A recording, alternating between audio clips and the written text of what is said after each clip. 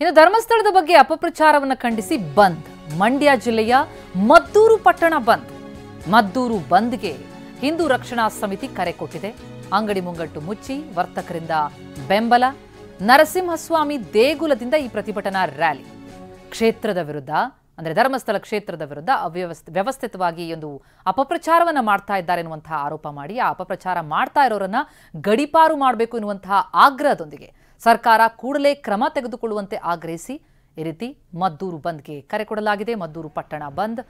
ಅಂಗಡಿ ಮುಂಗಟ್ಟುಗಳನ್ನು ಬಂದ್ ಮಾಡಿ ವರ್ತಕರು ಬೆಂಬಲವನ್ನು ಕೊಟ್ಟಿದ್ದಾರೆ. ಹಿಂದೂ ರಕ್ಷಣಾ ಸಮಿತಿ ಕೊಟ್ಟಂತಹ ಕರೆ ಇದು. ನರಸಿಂಹಸ್ವಾಮಿ ದೇಗುಲದಿಂದ ಪ್ರತಿಭಟನಾ ರ್ಯಾಲಿ ಸಾಗಲಿದೆ. ಕ್ಷೇತ್ರದ ವಿರುದ್ಧ ವ್ಯವಸ್ಥಿತವಾದಂತಹ ಒಂದು ಅಪಪ್ರಚಾರವನ್ನು ಮಾಡಲಾಗ್ತಾ ಇದೆ. ಈ ರೀತಿ ಧರ್ಮಸ್ಥಳ ಕ್ಷೇತ್ರದ ವಿರುದ್ಧ ಅಪಪ್ರಚಾರ ಮಾಡ್ತಾ ಇರೋರನ್ನ ಗಡಿಪಾರು ಮಾಡಬೇಕು, ಸರ್ಕಾರ ತತ್ಕ್ಷಣವೇ ಕ್ರಮ ತೆಗೆದುಕೊಳ್ಳಬೇಕು ಅನ್ನುವಂಥದ್ದು ಭಕ್ತಾದಿಗಳ ಆಗ್ರಹ ಆಗಿದೆ. ಈ ಆಗ್ರಹದಡಿ ಮದ್ದೂರು ಬಂದ್, ಅಂಗಡಿ ಮುಂಗಟ್ಟು ಬಂದ್ ಆಗಿದೆ. ಜೊತೆಗೆ ಪ್ರತಿಭಟನಾ ರ್ಯಾಲಿ. ಸಾಕಷ್ಟು ಬೆಳವಣಿಗೆಗಳಾಯಿತು ನಿನ್ನೆ. ಒಂದು ಕಡೆ ಯೂಟ್ಯೂಬರ್ ಸಮೀರ್ ವಿಚಾರಣೆಗೆ ಹಾಜರಾಗೋ ಸಾಧ್ಯತೆ ಇದೆ.